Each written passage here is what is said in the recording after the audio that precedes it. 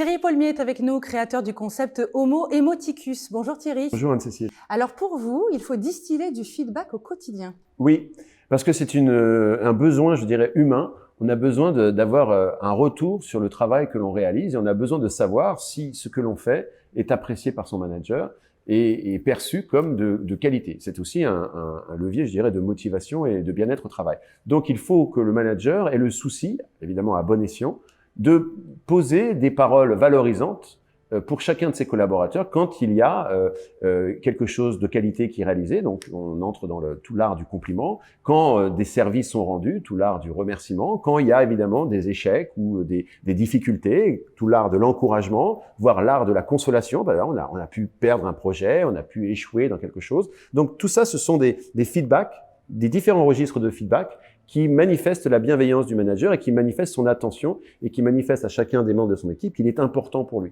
Donc, le feedback ne doit pas être donné seulement une fois par an, mais doit au contraire être distillé au long cours pour que les collaborateurs se sentent importants aux yeux de leur manager. Et la parole valorisante a un impact émotionnel fort, même très fort. Oui, absolument. Elle crée de la gratitude. Donc parce que c'est un bien que l'on reçoit et on perçoit à travers cette parole l'évaluation et le jugement que porte notre manager sur notre travail et sur notre personne.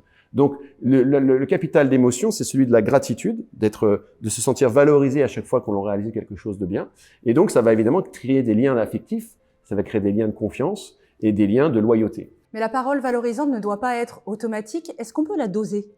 Oui, bien sûr. Je crois qu'il y a un principe qui doit gouverner toute parole valorisante, c'est la sincérité. Donc d'abord, il faut qu'elle soit sincère. Et puis effectivement, il faut qu'elle soit adaptée à chacun et donc qu'elle soit utilisée, comme vous l'avez dit, à bon escient. Donc il y a des moments où une parole valorisante est attendue.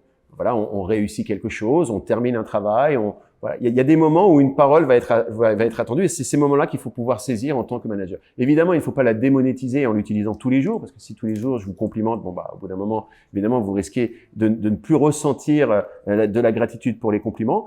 Mais après, il faut aussi savoir l'ajuster en fonction des personnalités. Il y a des gens qui ont besoin de plus ou moins de feedback. Donc, il y a des gens qui ont besoin de sentir que leur travail est apprécié et que leur manager les apprécie. Ça aussi, il faut pouvoir l'ajuster en fonction des personnalités, des caractères. Des personnes vont avoir besoin de beaucoup plus de feedback que d'autres. Et donc, ça aussi, c'est l'intelligence émotionnelle du manager de savoir s'adapter à chacun des membres de son équipe. Merci beaucoup Thierry Paulmier. Merci.